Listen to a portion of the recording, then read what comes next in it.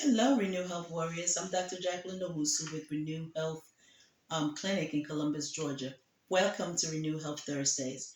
Today's video, I'm going to be talking about high blood pressure and its relation to high insulin. Hyperinsulinemia or insulin resistance causes high blood pressure. So how do we get, before I delve into that, how do we get high insulin in the first place? So hyperinsulinemia or insulin resistance in the first place? So over years of eating poorly, such as refined carbohydrate, refined sugars, sugary drinks, even some high protein stuff, what happens is the body does compensate, but over years of doing this, then what the body does is it becomes resistant to the insulin. So like you get a fat accumulation inside the cell, and on every cell membrane, there are different receptors. One of the receptors is insulin receptor. So insulin receptor is like the lock, and insulin is the key. So let's say you eat a carbohydrate-rich meal or something processed that will cause the glucose to go up. Then the insulin will come in from being released by the pancreas to try and attach itself to the insulin receptor on the cell. But the cell will tell the receptor, insulin receptor, I have too much energy in me, so I don't need any more energy. So now, when the insulin comes in and try to attach itself to the insulin receptor will resist the insulin, and that's what you call insulin resistant. When that happens, it causes a modality of many problems. Okay, such as high blood pressure, high cholesterol, obesity, so many things. So, what actually is going on for the high blood pressure, for high insulin to cause the high blood pressure? Well, there's a substance in the blood called nitric oxide. And nitric oxide actually helps dilate your vessel. Okay? So, it's called vasodilation, where the vessels is dilated so blood flows easily through. But when insulin is high in your system, then what insulin does is it depletes the nitric oxide, okay? And then you have insulin vasodilation, vasoconstriction. So the blood vessel will constrict. So, and when that happens, then the blood is going to push against pressure to get to the organs. So that's where you have your high blood pressure, okay? So now with the high blood pressure, you can actually control this if you are able to get your insulin level down.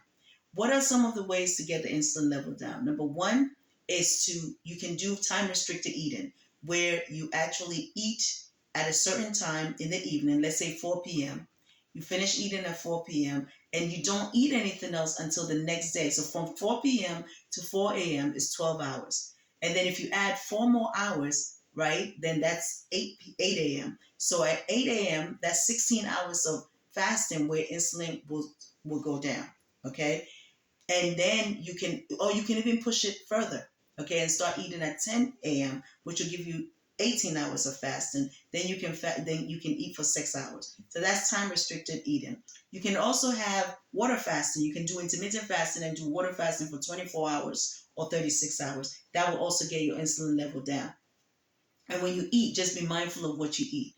The next thing you can do, and I have done this. Oh, the third thing is a high protein diet. People have used high protein diets to get the insulin down. On this channel, I don't promote that. I don't use that. What I do use though, number 4, is I use fructose. I actually use fruits to bring the insulin level down. And I know people will tell you no, but I promise you, I've done it with my clients, with my patients, and they're all thriving. What I do is I will actually, because when the fructose from fruits is not the same as fructose from like corn, high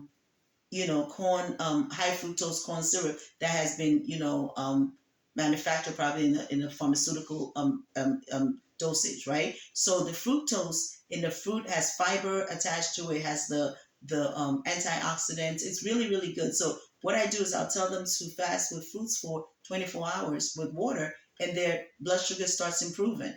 Okay, so that's one way. So there's several ways that you can you can do. The other thing is diet. Now, when you start eating, don't eat the processed foods. Eliminate the processed foods. Eliminate the sugary drinks. Eliminate the high protein stuff, and basically focus on whole fruits. If you can eat like whole foods, like the whole fruit, okay, the whole apple, the whole peach, the whole banana. If you can eat whole fruits without additives to it, and also eat vegetables and salads in its wholeness, okay, without adding a lot of fats to it, you will see that your body will start improving. And so your body will thrive, your insulin level will come down, your blood glucose level will come down, and you'll sleep better, and you'll start feeling well, and you gain vitality and wellness.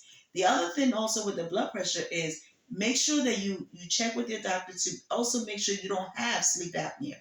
Because when you have sleep apnea, sometimes you have to ask yourself which came first, the chicken or the egg. Because if you have a high insulin, it will cause obesity. That will also cause sleep apnea. But when you do lose the weight, then the sleep apnea will improve because you will be able to tolerate, the vasoconstrictions, and you will get enough oxygen into your blood circulation, and it will not cause a whole lot of problems in your blood vessels.